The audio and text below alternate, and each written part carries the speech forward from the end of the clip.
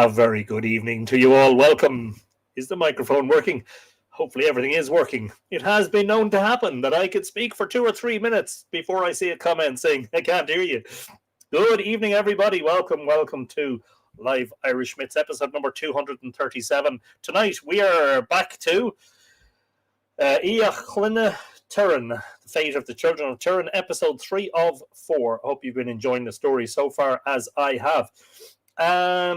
If you're joining us tonight, you're probably watching either on the Mythical Ireland Facebook page or on the YouTube channel. Perhaps somebody on the Facebook page will share the stream to the Mythical Ireland community. I don't know if Auntie Joe is around. Maybe Joe, if you could do it, and if Joe isn't available, somebody else could do it. If you're watching on YouTube, don't forget to subscribe to the channel, ring the little bell so you get notified of future live streams and video uploads. And please do feel free to say hello. Use the chat, comment on Facebook or YouTube. Your comments will appear here and I will show them on the screen. As has become a custom of hers, Elaine Lingenfelter is the first in the house tonight, offering people some of the heat because it's 101 Fahrenheit, 38 Celsius, to be reaching a high of 106 F/41C. Wow.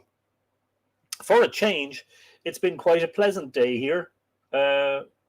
Mostly blue sky out there at the moment. The sun is shining, and it is actually shining here into the library, but it's missing the camera now. The sun has started to move back around, of course. Happy Lughnasadh, one and all. We'll get to that in a moment. While I say hello to everybody, Lily Shambles says, phew, you had me worried there. Hope you're okay. I'm not sure why I had you worried, Lily, but I'm fine. And thank you for joining us on the live stream. Good evening to you. Wayne Bird is in the house. Good evening, Wayne. Welcome. I hope you're in good form. Rex Fortenberry is saying, howdy there. Is Facebook working? Well, I don't know if that's a general question. The stream appears to be working on Facebook because I have Facebook comments appearing here, so hopefully all good. Desiree Riley is in the house. Me and Amadeus are happy to be tuning in today. We sure did miss everyone last week, and we missed you.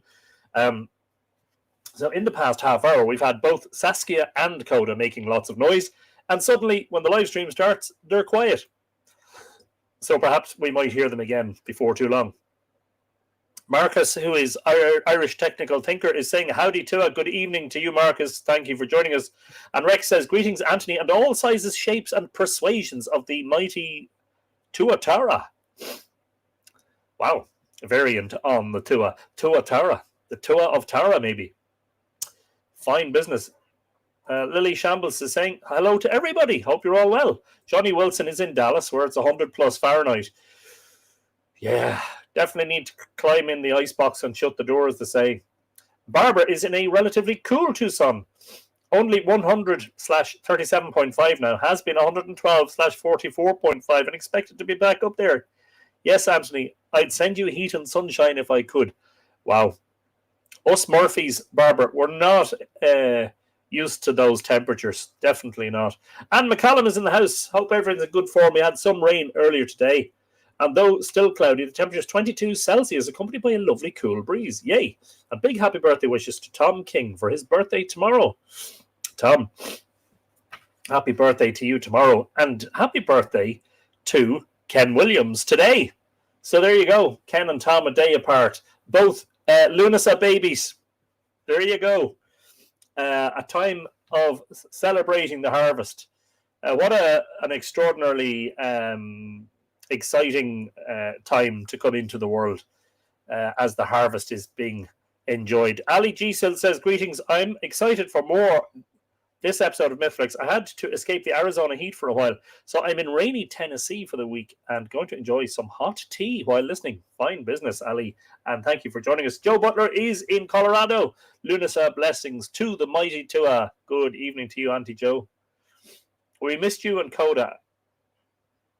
And Coda even called for Amadeus. Yes, indeed. Janet Moran is in a dreary Boston. Not raining at the minute, but expecting downpours overnight. We're definitely resembling Era this summer. It's interesting because we've had very heavy rain in recent days. In fact, at the weekend, I was giving a private tour up at Fornox on yesterday, Sunday afternoon. And on the way up, I noticed that the River Nanny north of Bellewstown was quite flooded, and on the way back I couldn't cross it. I couldn't get across. The road was flooded, so I had to go a different way. Nick Eska Casterton is in the house. Hello, everyone. It's great to be back. Hope you're all well. Well, it's great to have you back, Nick. You're always welcome on the live streams on Mythflix. John Main says, greetings from a balmy, is that Nopigia, Crete, where it's a balmy 27 degrees. Hoping everyone's doing well. That's not too bad, John. I'd take that. I'd certainly take that over the high 30s that the Texans are experiencing. Hope you're in good form, John. Share to the MI pages. Thank you, Joe. Brilliant stuff. And a lot of people wishing happy birthday to Tom King, of course. Wouldn't expect any less. Adrian Whittam is saying, hello, happy forging. And it's hard to believe Tom's only 25 tomorrow. Adrian O'Beglin is in the house. Hello, Anthony and everyone. Good evening, Adrian. Welcome to the live stream. And Scott Doherty is here, ready for story time. Brilliant stuff. Barb Jordan is also here. Hello, Barb. Welcome. Caitlin Moon is saying happy birthday to Tom. Happy birthday to you. Happy birthday to you. You look like a monkey and you act like one too. Alpha Kelly saying vanity to the two. I'm wide awake and paying attention. Glad to hear it. Adina Sparks is here saying happy birthday to Tom. Yes, indeed. Desiree tells us it's 79F or 26C. It's cooled down a bit after the rains a few days ago. Well, that's good to hear. Hopefully it's bearable, as they say. Greetings from autumn in Denver, Colorado. Good evening to you, Lexi. Good afternoon, should I say.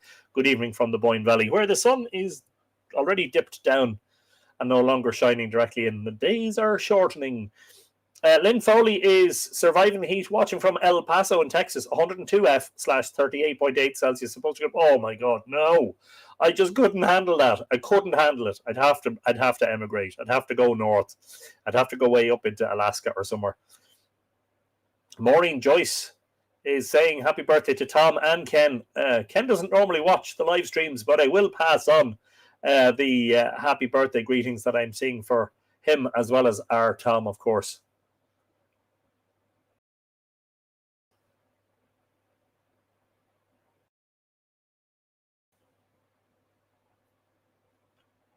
I had lunch with Damien last week and he mentioned he got a book sale off of you. They're my favorite people. Damien, refresh my memory, Caitlin. I'm older, you know. I'm not good, you know, at these things. Sandra Boothroyd is saying she's going to settle down for a brilliant evening. Fantastic. Where are you going? You could stay here and have an average evening. John Main is wishing Tom a happy 21st. 21 again, plus VAT, vodka and tonic.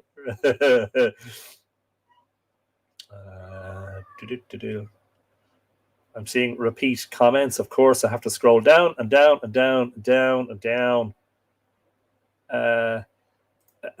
Sandy Brewer Lockman is saying hello to all from 92 degrees in Jacksonville in Florida. Wow. Good afternoon, Sandy. Hope it's not too hot for you. Michael Murphy hasn't been on in a few years, I think. Medical issues, etc. Hope you're well. Welcome back, Michael. Hope you're in good form and over the worst of it, as they say. Author of the book. Is that the one about... was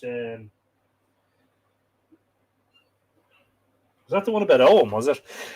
I'm confused, but that's just advancing age. That's all that is. Pardon me. My nose is running.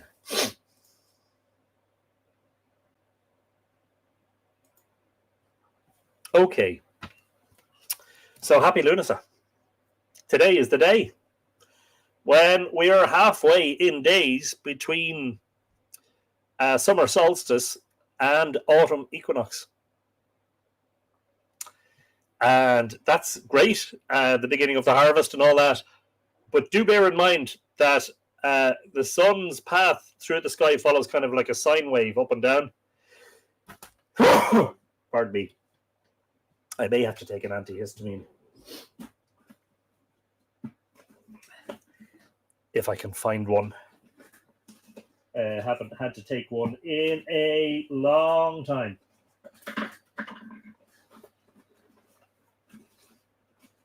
Well, shooting darn it. I do not know where they are. I don't know where they are.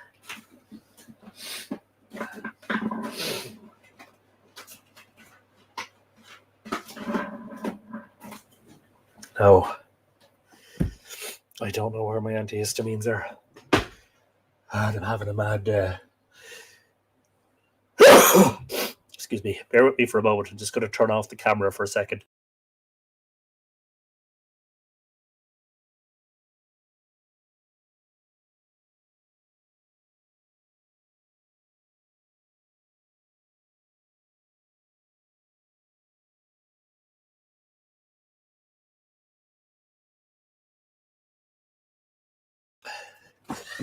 No, I'm just going to have to push on and suffer in silence. Yes, that's the book, says Elaine. Good stuff. Brilliant. Mavanray Millward has joined us. Looks like I arrived at an exciting moment. Yeah, I'm having a slight bout of hay fever and I can't find my antihistamines. Not good. Not good. I was kind of hoping to just reach for them and just quickly take one and in a few minutes just be, completely free of all this sniffling and sneezing. But unfortunately, I'm unable to locate them. Anyway, we'll have to press on and see how we get on. So the sun's path through the sky follows a sine wave. So I'm going to have to do this backwards. So at summer, it's here, and then it sort of slowly dips. And then as we head towards autumn, it sort of quickly dips.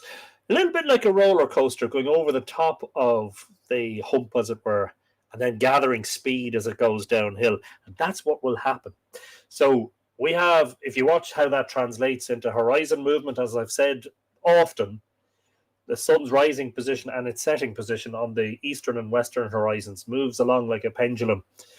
It moves slowest at the solstices and fastest at the equinoxes. And we are at the junction of where it has been moving slowly either side of summer solstice and where it's now going to start moving quickly from now all the way through autumn equinox until Samhain. Pardon me, at the end of the harvest or the beginning of winter when the sun slows down again. So that's the point that we're at. It's about to pick up speed. And what that means is we're going to start seeing, those of us in the northern hemisphere, that is. If you're in the southern hemisphere, the effect is reversed. You're in winter, but you're about to see a rapid lengthening of the days. We're about to see a rapid contracting of the days.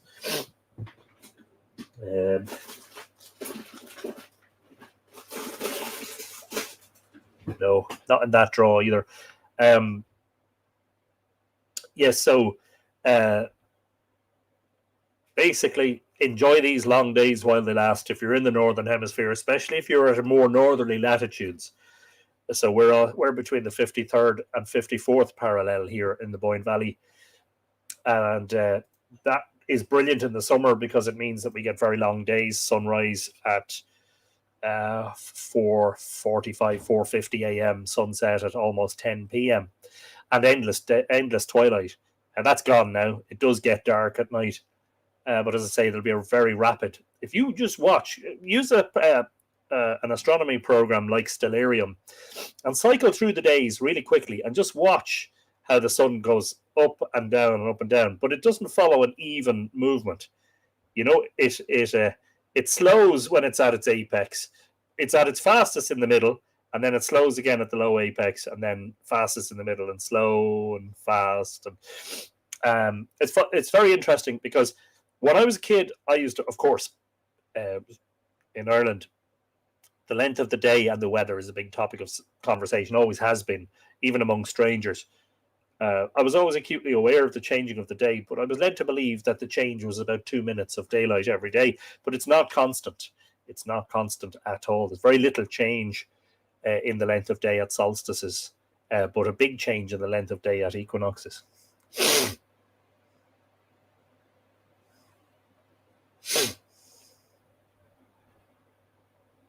Here's Anna L. Happy Lughnasadh, Anna. Many happy returns. There's Tom King himself. and he's up at Loughcrew, where they're gathering. It's Grandma's Call, I think, isn't it? They're having a circle of women who are joining hands around Cairn Tea in the hope of getting the government to take action there and do something about repairing and restoring the cairn. Marianne Kinja is in the house. Hello, Marianne. Good afternoon to you. Alwyn Roy Badziak is here as well, and is saying happy Lughnasadh and happy birthday for tomorrow to Tom. Brilliant. Just in case I missed any. So yeah, you heard it here first. Considerable shortening of the days on the way. As the sun, as I said, just think of it like a roller coaster. It's been over the top, it started its downslope, and now all of a sudden it's going to pick up speed. Next Sunday, in the latest of the Mythical Ireland tour season, I am organising a tour to Baltray Standing Stones, and this is one I haven't done before. This is a first. I'm going to just paste that in as a link there. So it's at 2:30 on Sunday, which is the 13th of August. And we're going to talk about the significance of the stones in the Boyne Valley, why they're important, discuss their probable age, discuss the absolutely fabulous winter solstice alignment there, discovered by Michael Byrne and Richard Moore and myself back in 1999, 24 years ago this year. To place them in the wider landscape, talk about alignments, talk about the stone type, talk about why that might be significant. Tour will last for about an hour and a half. We don't have far to walk. We'll park. The parking instructions are in the link there. We'll park in the centre of the village, close to the 19th pub. It's called the 19th because the County Louth Golf Club is next door. And when you finish on the 18th hole, the idea is you go to the watering hole, the 19th hole, and we'll walk up from there. It's only about 400 metres from there. The tour, as it were, won't be really a walking tour because we'll just be standing at the stones for the duration. It's not like a tour of a particular landscape or whatever, but we can see lots and we can talk about lots. So if you're interested in coming along, that link there is for tickets and information. Josie Weatherford has joined us, sending everyone good vibes from Anseo Imalia Clea. Good evening to you, Josie, and we're glad to see you. Welcome along. And just in case you missed the announcements, we were saying happy birthday to Tom King, whose birthday is tomorrow, and also to Ken Williams, whose birthday is today, and happy Lughnasadh, which is today. So there you go, 2 Lughnasadh babies. If you're interested in supporting Mythical Ireland, the link is, of course, as always, scrolling along the bottom of the screen. That's patreon.com/Mythical Ireland. Lots and lots of Patreon activity lately, due to the fact that I am now basically full-time self-employed with Mythical Ireland. I am making a very significant attempt to try to maintain a good level of engagement with patrons. So some of the things that you might have seen, if you're a Bronze Age patron in particular, are the latest page of the typescript of Return to Segish, which is page 32. There's some photographs, some close-up photographs of megalithic art at Douth Hall. I recently had the opportunity to visit and see that. And then there's an update about a study of the Loughcrew and Fornox bones and what that would yield, among other things, including the cover of the Fornox monograph, which is the next book in the monograph series, which I'm writing at the moment. I had originally, I think, been a bit ambitious about publication date, hoping to publish it at Lughnasadh. It's not even nearly ready for that. But all in its own good time, as they say, hopefully very soon, maybe in a month's time. The third in the monograph series. And the first book, if you discount the excavation report, which was published in 1957. I'll actually show you that in a moment. The excavation report, which is out of print and hard to get your hands on, is Proceedings of the Royal Irish Academy, Volume 58, Section C, Number 5, P.J. Hartnett, May 1957. So if you discount this, there is no book about fornocks. And I am hoping to rectify that situation, to remedy that situation with what I believe will be the first book about fornocks. And fornocks has become a very popular destination for visitors because a lot of people are finding with the visitor numbers being restricted at Newgrange that they're going to fornocks as an alternative. If you've tried to book a tour of Newgrange and Nouth on the website, not my website, the OPW website, you'll have noticed that it's booked out 4 or 5 weeks in advance. These Sotonar is going to have to catch this later. That's okay. Well, we're saying hello now, so you'll get your hello later, but enjoy it when you come back. So a lot of people choosing fornocks as an alternative, a place where you can go and get inside a Neolithic chamber. And not only that, as I have been writing about in my book, sorry, I'm distracted, I'm still looking for the antihistamines. As I've been saying in the book, it has the largest chamber floor area of any excavated passage tomb in Ireland. That is its claim to fame. Anyway, shall we get on? Monica Regley says late again. As it happens, we're just about to start reading. So if you're not interested in the preamble and all the hellos and the announcements, maybe this is the perfect time, you know. Would love to read more about fornocks. Our trip to Newgrange was like sardines crammed in a can. Not fun. Not anymore. They don't bring 24 and 24 anymore. They bring 12 and 12. They've halved the numbers going on the tours, so that's why it's harder to get tickets. And it's a much more comfortable experience. Funny that you mention it, Lexi. Okay. So we were last week talking about how Lugh had revealed to the children of Tuireann what the Eric fine, or the blood fine, for the killing of his father was. And initially it sounded like it was going to be easy. Yeah, we just need some apples, and we need a spear, and we need pigs, and we need this, that, and the other. But it turns out that it's an almost impossible list. Anyway, he gave them the list. They weren't too impressed. But sure, I mean, it's their own fault, really. I mean, they brought it on themselves. It's not like we're going to start having much sympathy for them. Give me one moment while I just work out how many pages I have to read tonight. How many are left until the end of the chapter.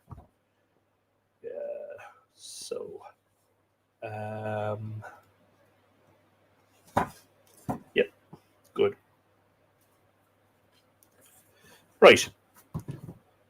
And I'll be slow and purposeful with the reading, because I did notice over the last couple of there's Coda now. I did notice over the last couple of readings that, I probably could have done this in 3 episodes. But anyway, I'm sure you're enjoying it, as I am. Tom's got the spear, says Barbara. So he has. If you were looking at his post in the past few days, he made the most beautiful spear. Fabulous work. Proving his talents at the forge yet again. Hey, Coda, says Desiree, and says Joe. Yes, indeed, he is making himself heard. Monica can't wait to see fornocks. Soon, Monica. Soon. Yes, indeed. So we...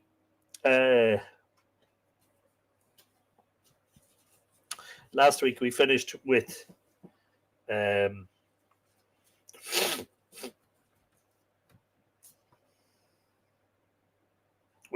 the lay that Ethna uttered. Evil is the deed that you have done, ye party generous and fair. You're a generous and fair group, but you've done an evil deed. The father of Lugh Lawfather to kill, I feel it sorely. O Ethna, say not that. Active is our cheerfulness, brave are our deeds. We prefer to be killed 100 times than to die the death of cowardly poltroons. Search ye lands and islands till you reach the border of the Red Sea.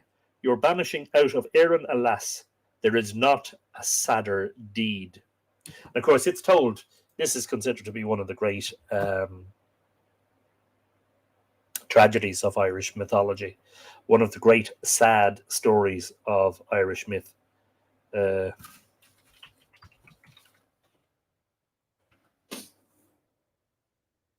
Yes, so a poltroon is another word for a coward.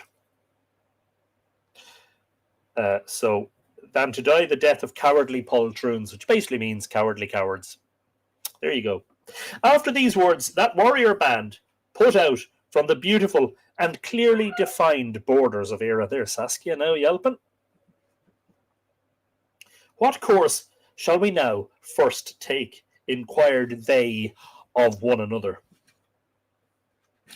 It says of one another in brackets, just in case you thought there was a mysterious helmsman or some sort of a navigator at the prow of the ship. Don't feel bad, Barbara. It's only just a minor little sort of inconvenience more than anything. I'm just wondering whether I'm actually out and I need to get more. So I must remember to try and get more tomorrow. Thankfully don't have to take them often these days, but just kind of got suddenly hit with it there just as the live stream was starting. We shall go in search of the apples, said Brian. And if you've seen the graphic advertising today's episode, and that will be the one that will be on YouTube afterwards, you'll have noticed, I hope, golden apples. For these were first demanded of us. Accordingly, we request of thee, O Currach of Manannán, they're speaking to the boat, the wave sweeper or the ocean sweeper, that art under us, added he, to sail with us to the garden of the Hesperides.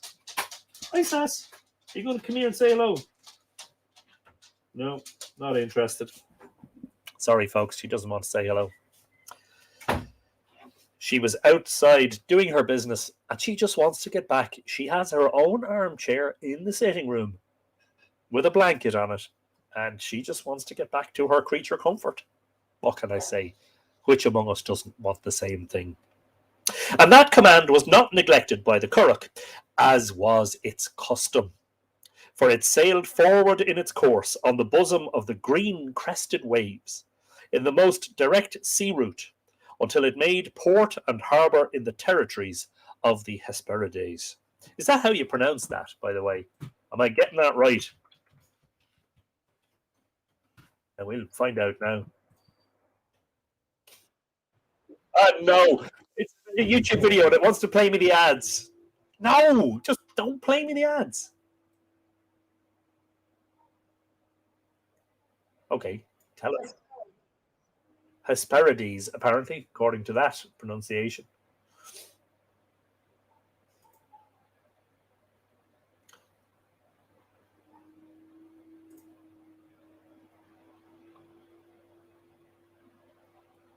And apparently this garden at the western extremity of the world produces golden apples and is guarded by nymphs and a dragon. I wouldn't go anywhere near it. Monica says, had my antihistamines too right now and don't need them often. Must be something in the air, yeah. Gemma McGowan is in the house. Super late evening all. Good evening, Gemma. So good of you to join us, and I hope you're keeping well. Amadeus has missed his friends. He is very happy to hear them today. Just as you say that, Coda's at it again.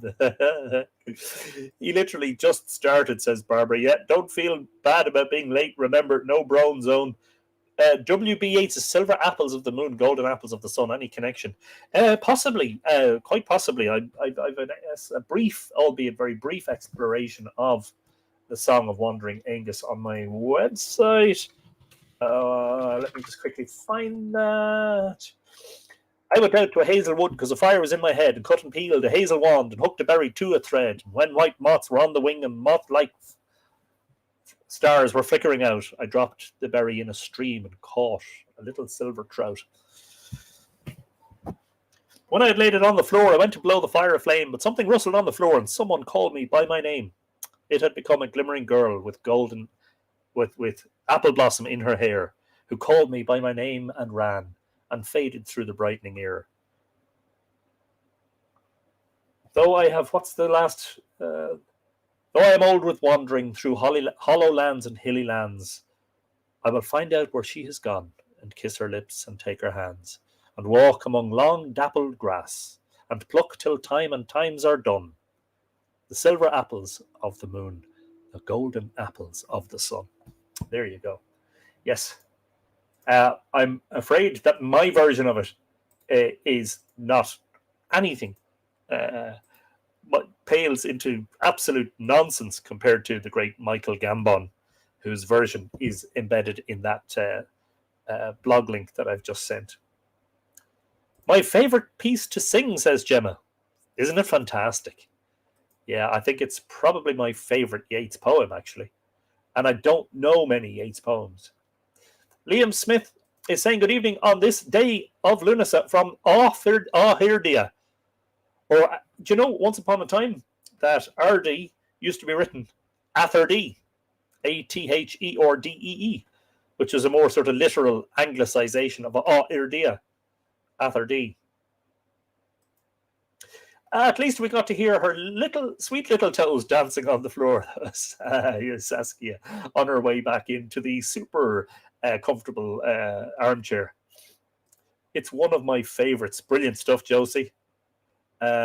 Transcendent, says Marcus. Yes. Yeah. The Michael Gambon version is just absolutely out of this world. And you can see there's a tear coming into his eye at the end of it. It's just so beautifully done. So full of passion and pathos, you know. But you look, isn't he the master, you know? It's like, you just have to bow in terms of these people. And as they were going there, Brian thus questioned his brothers. How would you desire to go to the garden of the Hesperides now? For it seems to me, he continued, that there are royal champions and warriors guarding it, and the king himself is their leader. What should we do? Answered the other children. It's amazing that they're being called children. They're hardly children. These are grown men, aren't they? But go forward and attack them. And if we are stronger than they, wrest the apples from them, or fall ourselves there on account of them, since we cannot escape from the peril that impends over us without dying in some place. So they're basically saying, we're going to go for it. And if we're better than them, brilliant. And if we're not, we're going to die. But sure, we're going to die somewhere, sometime anyway. It sounds to me like a position of bravery rather than cowardice. Instead of that, said Brian. Brian, remember, if you remember the tale about how they tracked Cian after he had become a pig, Brian was the one who chastised his brothers, Yuchar and Yucharva, wasn't it? Saying how they weren't able to detect that he had turned into a pig. So he definitely seems to be the elder, the wiser, and the leader, the more sarcastic of the trio. Instead of that, said Brian, it is preferable that our fame and high renown should be promulgated about us, and our ingenuity and our valour related after us, rather than folly and cowardice should go abroad respecting us. So he's thinking of legacy here. He's thinking, well, if we're going to die, we're going to bloody die as heroes, not as cowards. Not as, what is it? Poltroons, is it? I'm not even familiar with that word. Cowardly poltroons. Yes, poltroons. And therefore, this is the advice that is very fitting for us to take on an occasion such as this. Namely, to go in the forms of strong and very swift hawks towards yonder garden. Its guards have only their light arms, capable of being used for casting at us. And do you take care that these shall go over you with agility and great activity. And when they shall have cast what they have at hand, and fit to be cast, swoop down upon the apples, and let each man of you carry off an apple, even though you're in the guise of a hawk. And if I can effect it, I will carry off 2 apples with me, namely, an apple in my talons and an apple in my beak. They applauded that counsel. Well spoken, brother. Well spoken. You are so wise, our older brother. Why didn't we think of that? Oh, yeah, because we're the young ones. You're the wise one. And Brian struck the three of them with a magic and druidical wand, similar to the one, remember, at the outset or early in the story, with which Cian had hit himself to transform himself from man to pig and to blend in with the swine, the herd of swine that were rambling across the plain of Muirhevna. So he struck the three of them with a magic and druidical wand, so that he made of them beautiful and incomparable hawks. And they forthwith made towards the apples. The guarding party perceived them, and they raised an outcry upon every side of them. They threw fierce and very deadly showers of missiles at them. They, the brothers, were upon their guard, as Brian had previously enjoined, until the guarding party had thrown their hand weapons from all of them. And then they swooped down upon the apples with great courage. Brian bore away with him 2 apples, and each of the other 2 an apple, and they returned safe, without bleeding or bloodshed. That news went about the court and throughout the country in general. Now the king had 3 cunning and skillful daughters, and they transformed themselves into 3 griffins, and they pursued the hawks into the sea, and they threw darts of lightning before and after them. Not at them would be the sensible approach, wouldn't it? Sorry, a sudden bout of sarcasm from myself. Please forgive me. And these darts were burning them intensely, even though they were missing, because they were firing them ahead of them and behind them, but not at them. They were still managing to burn them. Anyway, let's go with that. It doesn't sound very logical, but then, as you know, ladies and gentlemen, myth is not always very logical.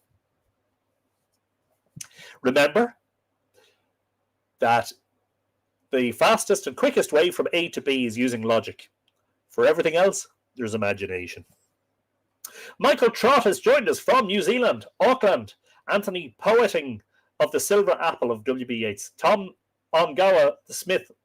A winter lingers here. Story on. Thanks all. Applause here. Hawks and apples, swine and courage. Good morning to you, Michael. A pleasure, as always, to see you. Happy Lughnasadh to you, which I was explaining earlier on means, for you, the coming of the longer days very soon. For us, the coming of the shorter days very soon. So, it's up on one side and down on the other. You just made poor Amadeus fall off the bed. The clap scared the hell out of him. Oh, I apologise for that. Oh dear.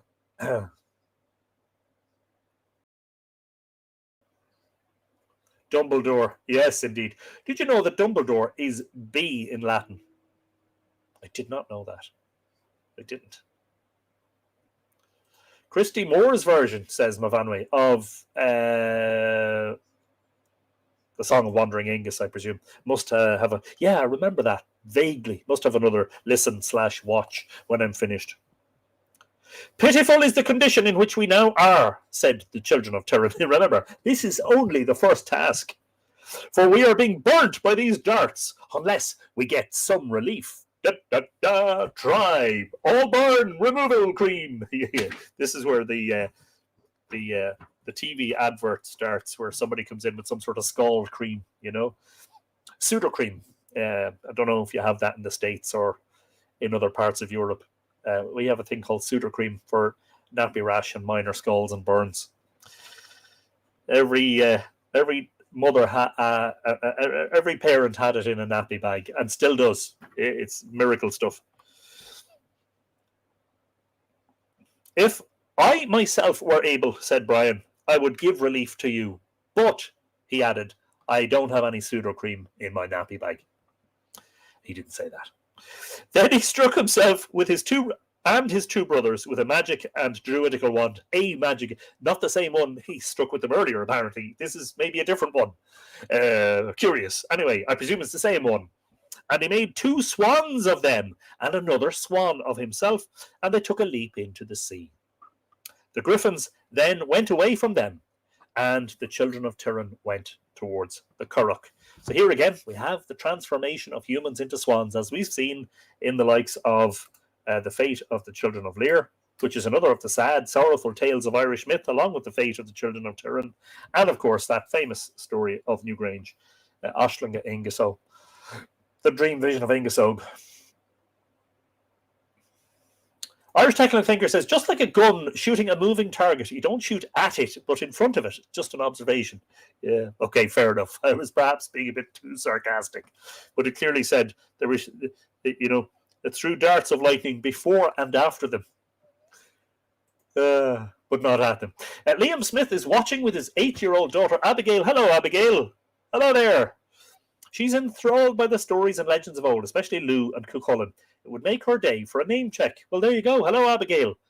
Thank you. And we are talking about Lugh because Lugh is the one who made the sons of Tuireann do all these things in revenge for the fact that they had killed his father. Martin Hodgins is saying hello from Drogheda. Oh, Drogheda Aha. Good evening to you, Martin. Conastatu of Archine. Burwhelan, the Irish chemist that invented Sudocrem, is buried in Dean's Grange Cemetery in Dublin. I did not know that. Thank you for that information. Where was I? After that, they resolved to go to Greece to seek the skin, either by consent or, should that fail, by force. They went forward until they came into the vicinity of the court of the Grecian king. In what form shall we go here? Said Brian. In what other form should we go here? Said the other sons. But in our own forms. And of course, when Brian asks a question, you know that it's a rhetorical one. You know that there's a good reason for him asking it. Not so does it seem to me, said Brian, but to go there in the guise of poets and learned men of era, who can recite Yeats, the Song of Wandering Aengus, really quickly, or really brilliantly, like Dumbledore, a.k.a. Michael Gambon. For thus it is that our honour and our esteem shall be highest among the noble race of Greece. It is difficult for us to do that, said they, having no poem, and still less do we know how to compose one. Good point, younger brothers. Nevertheless, they put the tie of poets upon their hair, and they knocked at the door of the court, and the doorkeeper asked who was there. We are professional men, they responded, who have come with a poem to the king.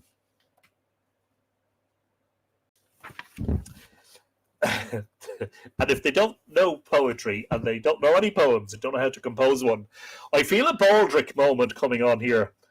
You want to hear my poem? Boom, boom, boom, boom, boom, boom, boom. What was that poem called? Was it called The Enemy Guns or something like that? Yes, anyway, I do digress. Kathy May has joined us on our lunch hour. Good afternoon, Kathy May, and it's a pleasure to see you. Hope you're enjoying your lunch break. Hope work isn't too hard either.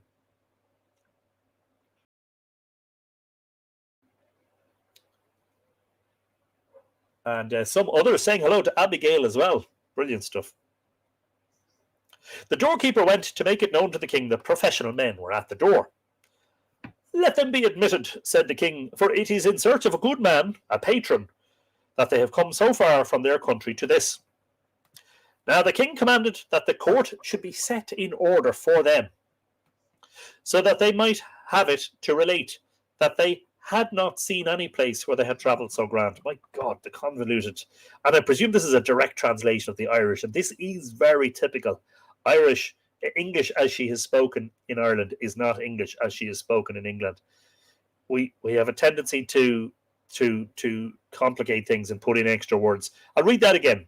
Now the king commanded that the court should be set in order for them, so that they might have it to relate that they had not seen any place where they had travelled so grand.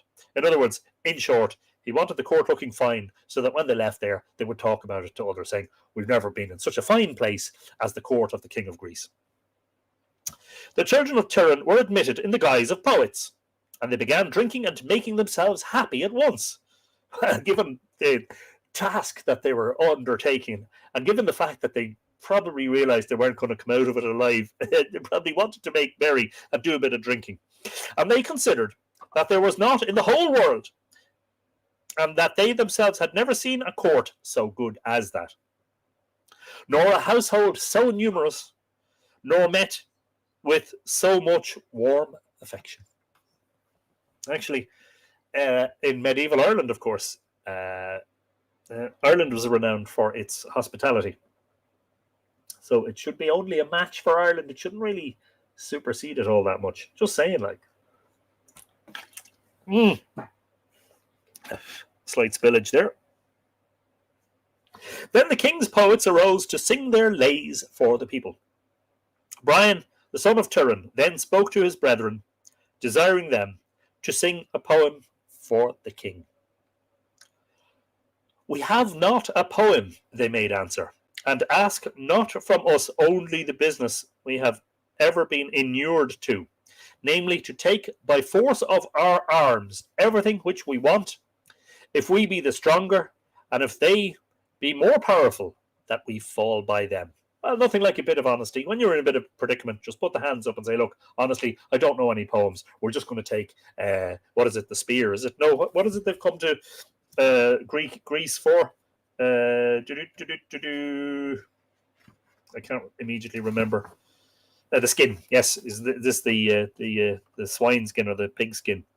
So nothing like a bit of blunt honesty. In fact, we don't know any poems, so we're just going to take the skin.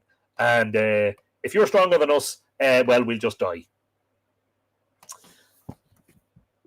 Mark Gordon is saying hello from Iowa. Good afternoon to you, Mark. Thanks for joining us. Gemma says, Anthony, I'll have to say hi to my kids now. You'll have to say hello, Manny, and is it Bridgie? Hello there. Welcome, welcome, welcome. Come in. Make yourselves comfortable. Get a nice seat. Hope you have a cup of tea or something. And maybe a sticky bun. Is that putting ideas into their heads? Yeah.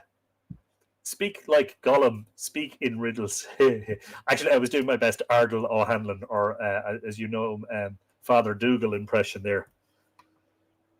That is not a happy method of composing a poem, Brian said. Thereupon he arose up himself and asked attention while he sang a poem. And he was listened to, and he said,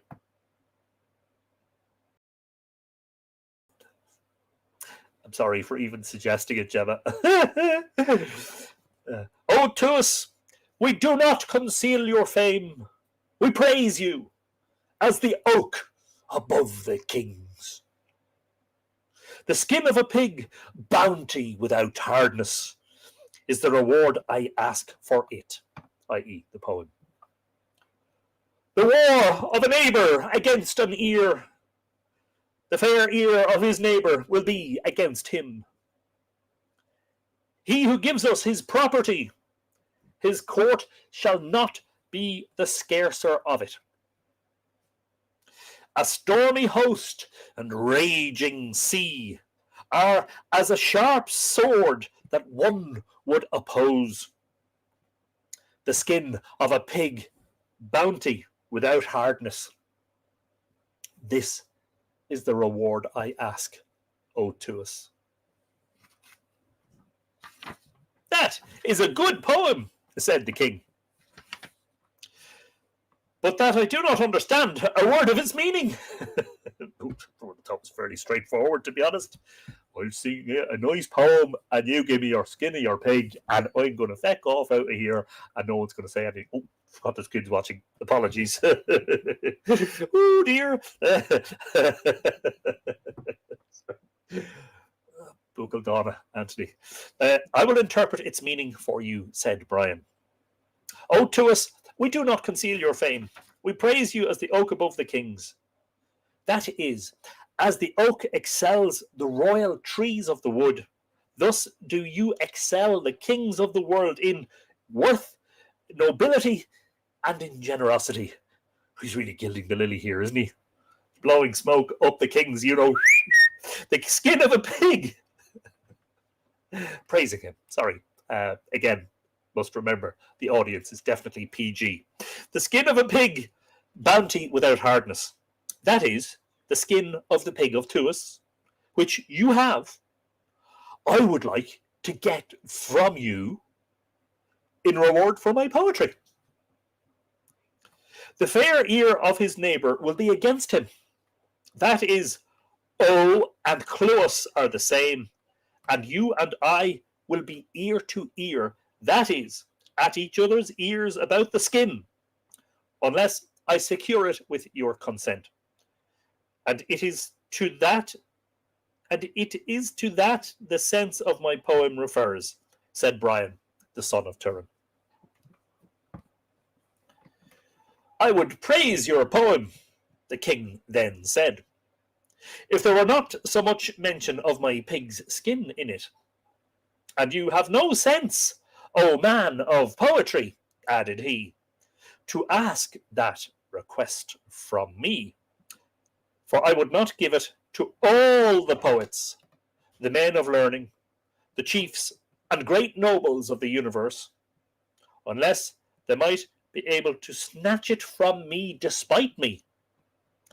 But I will give you thrice the full of that skin of red gold in payment for your poem, which, let's be honest, is kind of like a fair deal. I think the king's being very fair here, saying, I wouldn't give the pig skin to all the poets in the universe, but I'm willing to give you thrice the full of that skin of red gold in payment for your poem.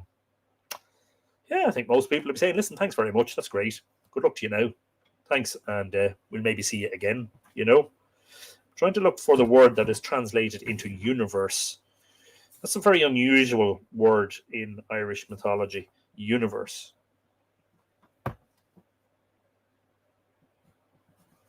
Let me just quickly check here. Rabbit hole moment, folks.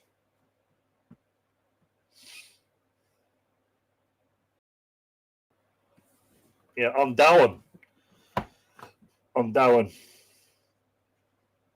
Chiefs and great nobles. Agus the vor ushliv on Dowan a. So Dowan is world. It's not universe.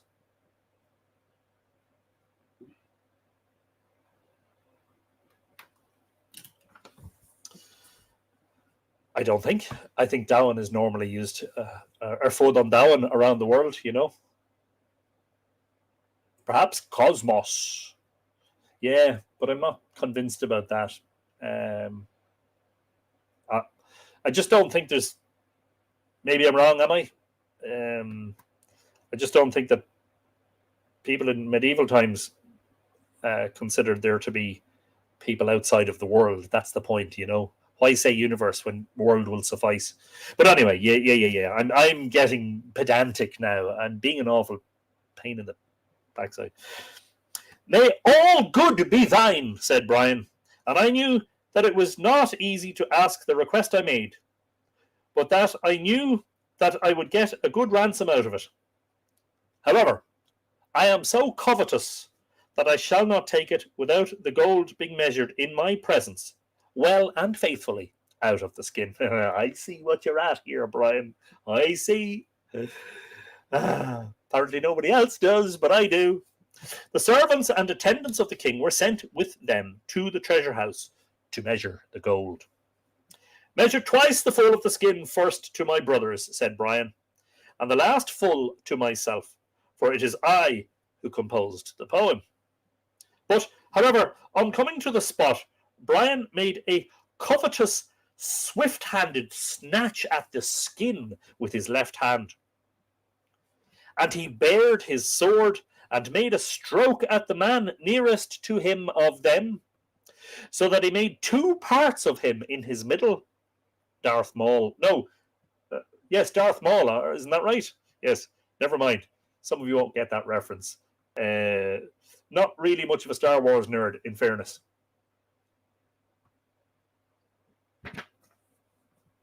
And he took possession of the skin and wrapped himself in it. And the three of them left the court, hewing down the hosts wherever they happened to be before them, so that from them not a noble escaped being slaughtered, nor a champion being mutilated, nor a warrior being killed. Jeez, these guys are quite good with the swords, aren't they? Then Brian came where the king of Greece himself was, and the king himself was not slower in attacking him, so that they made a valiant, champion-like, close, contested, and brave combat with one another. And the end of that combat was, and now we have a commercial break. We will be back in 15 minutes. Joke, because you're all going, no, where is this going to go now? And the end of that combat was that the king of Greece fell by the destructiveness of the hand of Brian, the son of Tuireann.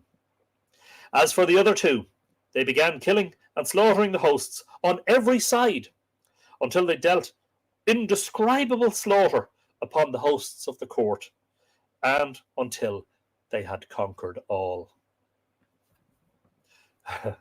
Liam Smith says, very democratic. Yeah. They themselves remained in the court 3 nights and 3 days, taking their rest after their labour and the great slaughter they had made. Well, isn't that wonderful? Kill everyone in sight and then shack open the place for 3 days and 3 nights. And then they considered it advisable to go in search of more Eric, and his brothers asked of Brian where they would first go. We shall go to Pesher, the king of Persia, said Brian, to seek the spear, which he has. Literally, that's what it says. To seek the spear, comma, which he has. They went forward to their curragh, not backwards, because it'd be a bit funny walking backwards to your curragh, which reminds me, why do scuba divers fall backwards off a boat into the sea? Because if they fell forwards, they'd still be in the boat. They went forward. Apologies. Pardon me. Get serious now, Anthony, please. Enough of this. They went forward to their curragh, and they left the blue-washed shore of Greece. They then said, "It is well off we are, when we have the apple and the skin." I thought they had 4 apples. But anyway, single apple here, apparently. And they did not desist from that course until they reached the territories of Persia. "In what form shall we go to the court of the king of Persia?" said Brian. And as we all know, Brian always has a purpose for asking these kind of questions. "In what form would we go there, except in our own forms?" replied the other sons, which is exactly what they said last time. And they were wrong. "That is not what appears best to me," said Brian, "but to go there in the garb of poets, as we went to the king of Greece." Oh, he's on the whole poetry buzz again. Like, how did these guys ever get anything done together as 3 brothers, when clearly 2 of them are nitwits and one of them has all the brains, you know? "We approve of that," said they, "on account of the success which attended us when last we took to poetry, even though neither of them could recite a poem nor create a poem. Although it is difficult, or compose, it is difficult for us to be professing a calling that we have not." Well, thank you for reinforcing the fact that, as you previously acknowledged, you're not poets. Giggle time, says Brendan. We have to have a bit of giggling on Live Irish Myths. We are not a serious professorial academic escapade. We like to have a bit of fun, don't we? They put the tie of the poets upon their hair, again, L'Oreal, bottle just for men, and they came to the door of the court, and they requested admission. The doorkeeper asked who they were, or what was their country. Liam Smith, I totally understand, as I have 4 brothers. Yes. Are you going to slag them off now by suggesting you're the one with all the brains? Alva Kelly's face is starting to hurt from laughing. Good, I'm not the only one. So let's gather our shoes in abundance. Give me your shoe. "We are Irish poets," they replied, "who have come with a poem to the king. Then they were admitted, of course, because they're Irish and because they're poets. And a welcome was made for them by the king and the chiefs of his people. And they were seated with distinction and honour by the king about himself. Then the king's poets arose to sing their lays and their songs. Bit of a competition going on here. It's like, we're going to sing our poems and songs first. And we're going to have a bit of a Eurovision Song Contest here. And there's going to be juries and there's going to be phone voting. 12 points. Irland, nil points. Then the king's poets arose to sing their lays and their songs. Brian, the son of Tuireann, said to his brothers to arise and sing a poem for the king. It's like, hang on, haven't we been through this before with the king of Greece? Not 2 pages ago, they said that we don't know any poems and we can't compose any poems. And now you're asking us to stand up in front of the king and sing a poem. Well, hey, this is not going to go well. Seek not the art from us which we have not, they replied. But if you wish it, we should exercise the art we do know, namely conflict and mighty victorious striking. What art do you profess? I am a poet. What art do you profess? Conflict and mighty vigorous striking. Brilliant. This is very Monty Python-esque, it has to be said. Brendan said, my wife asked, did you see the dog bowl? I said, I didn't know he could. That exercise of poetry would be rare, said Brian. And since I have the poem myself, I will sing it for the king. Well, why didn't you just say that in the first place, instead of yet again asking your brothers to stand up knowing that they don't know poetry? And he spoke this poem. Pisher cares little for spears. He's gone direct at it. It's like no subtlety at all. It's like, I want the spear off this guy. So what am I going to do in the poem? Distract him from the spear? No, I'm going to get straight to it. Pisher cares little for spears. The battles of foes are broken. No oppression to Pisher, everyone whom he wounds.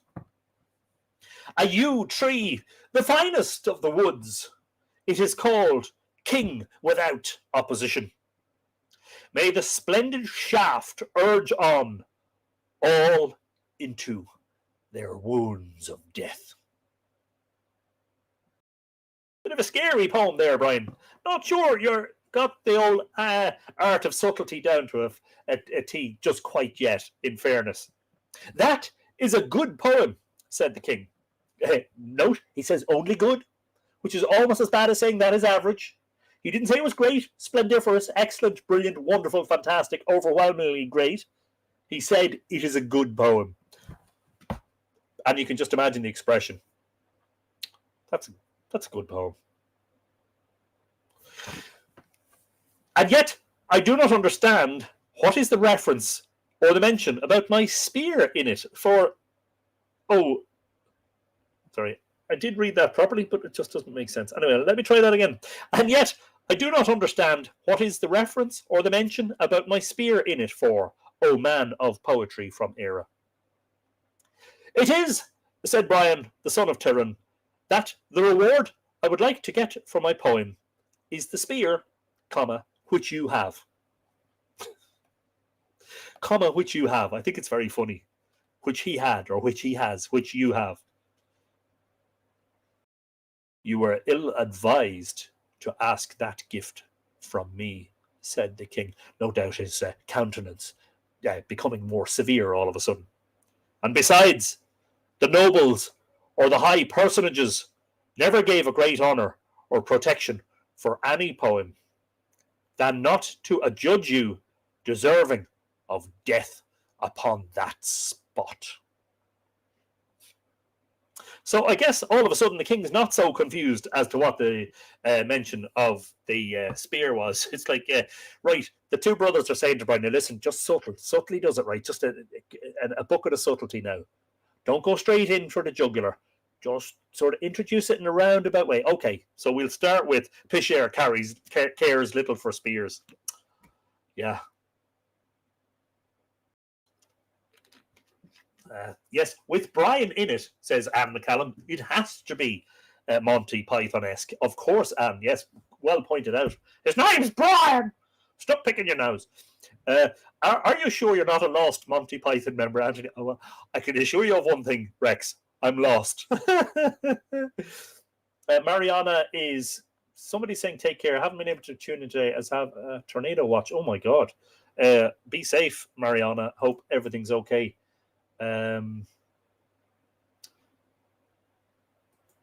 Don't you always end with the best? Therefore, after the two idiot brothers, Brian looks even better. That's true too. There is a strategy there, isn't there? I think, says Mavanway, this could be a new Monty Python film script. I'm not inclined to disagree.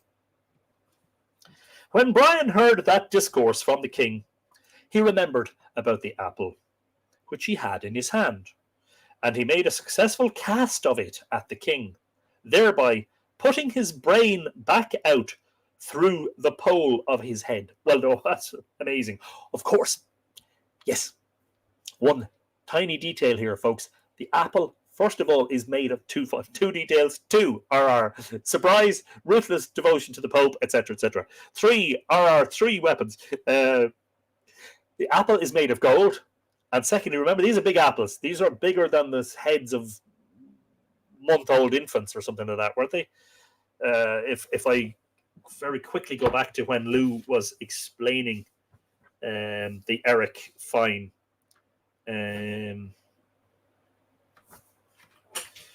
Yeah. And the head of a month-old child is not larger than each apple of them. So there you go. These are big things. And they're made of gold. So when he threw it at the king, not really surprising that it put the king's brain out through the back of his head. End of story. Oh, not the end of the story. And not even the end of the sentence, actually. He then, because it's a semicolon, not even a full stop, he then unsheathed his sword and began slaying the hosts around him. This was not neglected by the other two, but, on the contrary, they fell to helping him bravely and valiantly, until they inflicted slaughter upon all the people of the court whom they encountered. There is a Monty Python scene of a guard standing at a castle eating an apple, and there's a guy running towards the castle, and every time he looks, he's at the same distance away, and there's dramatic music. And he eventually comes and stabs the man with the apple. No, he doesn't stab him with an apple. He stabs the man that's eating an apple with a sword. And then, if I'm not mistaken, he goes upstairs and starts hacking and hewing everyone down, and eventually has to apologize for it because he's being too, shall we say, enthusiastic. No wonder the pen was mightier than the sword. The kings made decisions based on poetry. They paid for it with an apple through their head, though. Liam is happy to hear that, which I'm not sure what that referred to. But anyway, apparently, well, I'm glad you're happy to hear something, which is better than leaving the episode. What time are we on? We are on 13 minutes past 9. Okay, well, we've another 4 pages to read. So they inflicted slaughter upon all the people in the court whom they encountered. Well, aren't they brilliant? 10 out of 10 for the slaughterings, lads. But in terms of poetry and subtlety, nil point. They found the spear with a cauldron full of water under its blade, so that it might not burn the court. Then the children of Tuireann said that it was time for them to go in search of more of the great Eric which they owed. They then left the court, and they asked of each other what way they should go. We shall go to Dobar. I don't remember how that was pronounced. D-O-B-A-R. Could be Dover. Dover. We'll just go with that for the moment. The king of the island of Sugar, not sugar, S-I-O-G-A-I-R, said Brian, for he has the 2 steeds and the chariot which Lou has asked from us. They went forward after that, and they carried the spear along with them. Presumably they carried the apples and the pigskin as well, that they hadn't left them behind. Now, these 3 champions were elated and high-spirited after the exploit and destruction they had made. And they went on till they arrived at the court of the king of the island of Sugar. In what form shall we go here? Queried Brian. Oh, this starts to get a bit weary after a while, doesn't it? It's like telling the same joke over and over again. It's only funny the first time, Anthony. Not thus would it be proper for us, said Brian. Sorry, I missed a sentence, which is copy and paste from the last time. Typically, the two brothers reply, in what form shall we go there, but in our own forms, said they. Not thus would it be proper for us, said Brian. But let us go there in the guise of mercenary Irish soldiers, and let us make friendship with the king. For thus it is we shall know where the steeds and chariot are kept under guard.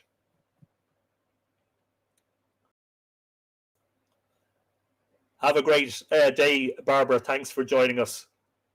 And don't poke the kitten too strongly. Having determined upon that counsel, they went forward upon the green before the king's court. The king, the chiefs, and great nobles of his subjects went to meet them through the fair assembly which was being held by his subjects. And the children paid homage to the king, and the king asked news of them as to who they were or where was their country. So apparently not who are you and where are you from, but who are you, or if you prefer, just tell me where you're from. Strange.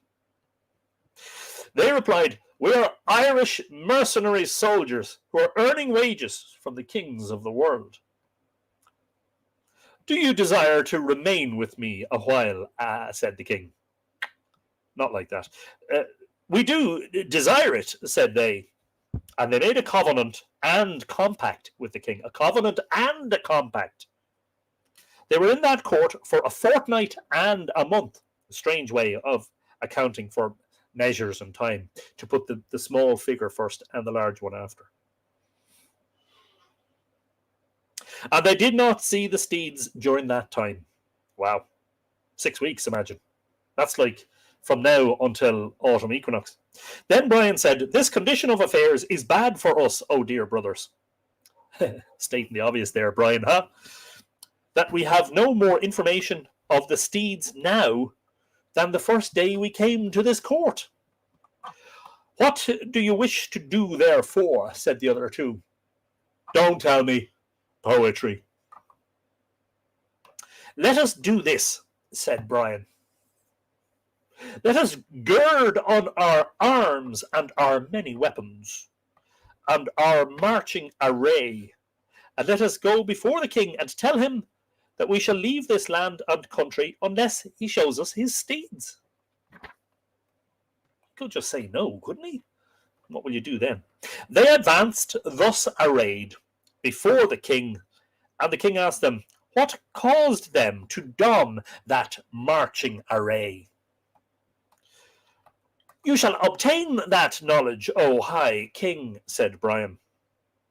It is that Irish soldiers, such as we are wont to be the guardians and confidants with the kings who have gifted jewels, and they are the counsellors, advisers, and persons of joint design with every party with whom they may be.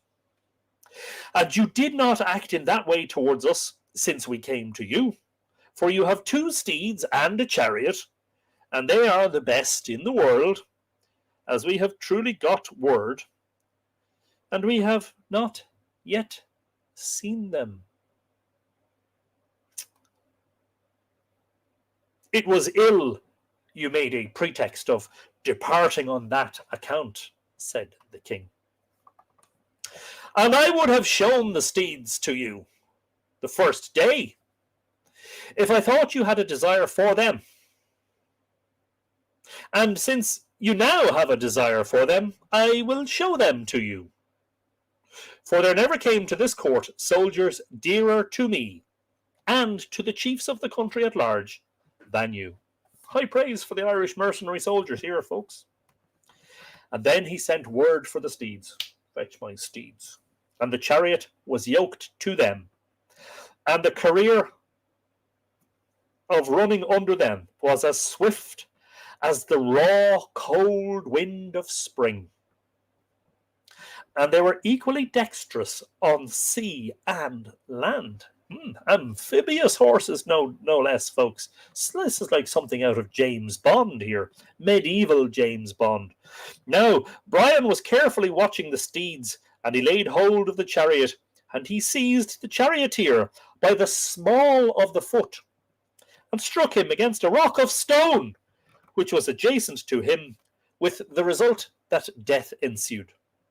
He then bounded into the place in the chariot, and he made a cast at the king, so that he split his heart in his breast.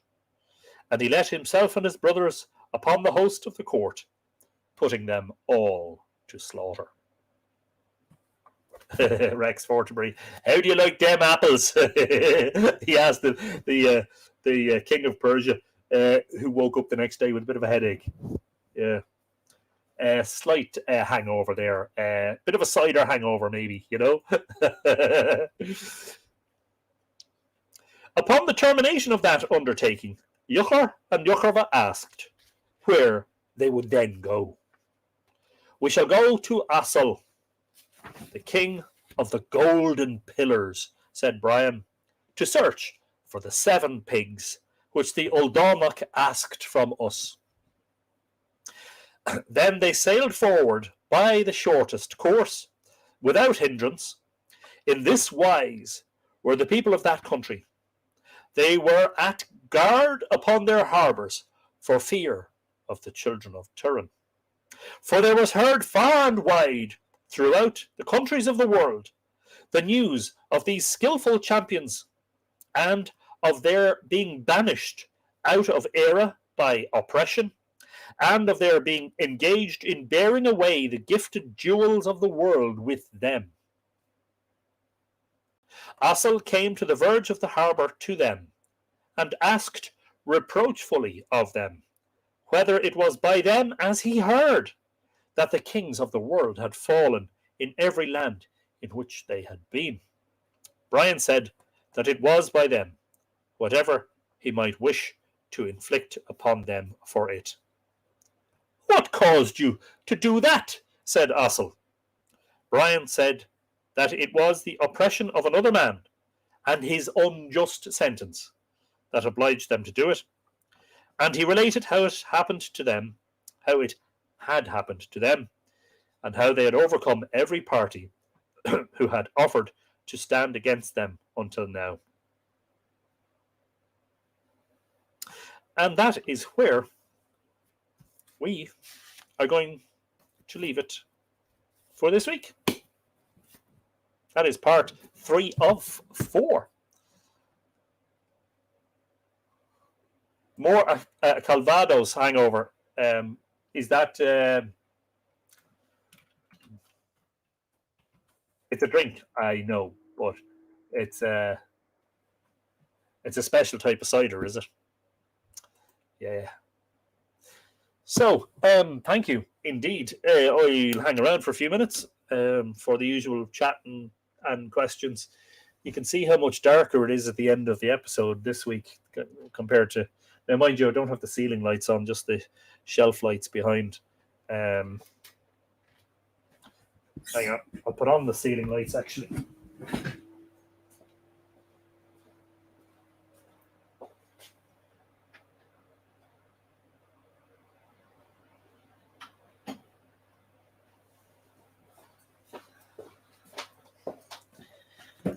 Yes, indeedy. It's a bit brighter now. Like a cognac made of apple juice, 40% alcohol. Ooh, strong stuff indeed. Stay wild and free, Anthony. I will do. Alva, thank you very much. And hopefully get plenty of time for writing. Especially the Fornox monograph, which is coming out soon. Yes, indeed. Thank you, Adrian. Glad you enjoyed it. My pleasure. The light is starting to fade. Winter is coming. This translation seems to be a bit more pedantic and a bit more gruesome / bloodier, yet funnier than others. Yeah, I definitely agree with the funnier. It's like you can just imagine, like I've always said that the solemn duty of the Shanachie, as well as relating the story, was to entertain. And you can just imagine, it's like it's almost like pantomime, isn't it? It's like, Brian, in what guise shall we go in there? Well, what guise would we go in there except for in our own guise? No, let's go as poets. We don't know any poetry. Well, as it happens, I know a poet. I know a poem. Can't wait for that, Anthony, says Monica. Yes, indeed. As usual, a great episode, and thanks for giving us of your time. So appreciate it. My pleasure. As always, Elaine. Thank you. Good night, Lily Shambles. We'll see you next week, hopefully. And Wayne Bird. Keep safe and sleep well, everyone. Absolutely.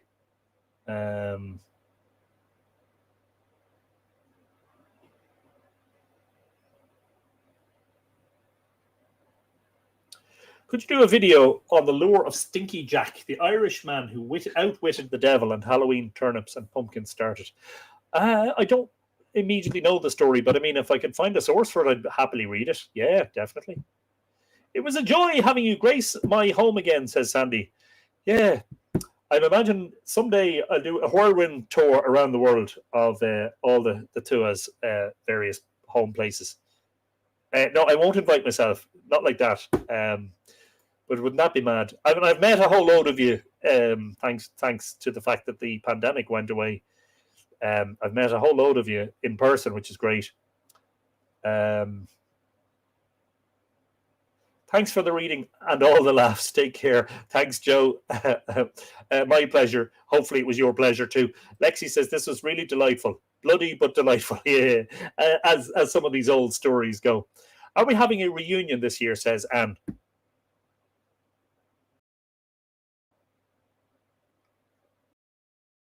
Could be organised. The story of Sticky Jack is amazing, Anthony says. Marcus. Must look it up. Thank you, Anthony. This has cheered me up no end. I've been getting over a virus and feeling sorry for myself. Feeling much better now for a bit of Irish myths. Well, I'm glad that it's giving you a bit of cheer, Mavanway. Ikawa, Liam. And don't forget to come back next week. Marie Mullen says, thanks, Anthony. Great crack. You should definitely do a comedy skit soon once you finish writing your book. Yeah, maybe I should write a comedy version of one of these myths. That I think that would work very, very well as a Monty Python scene.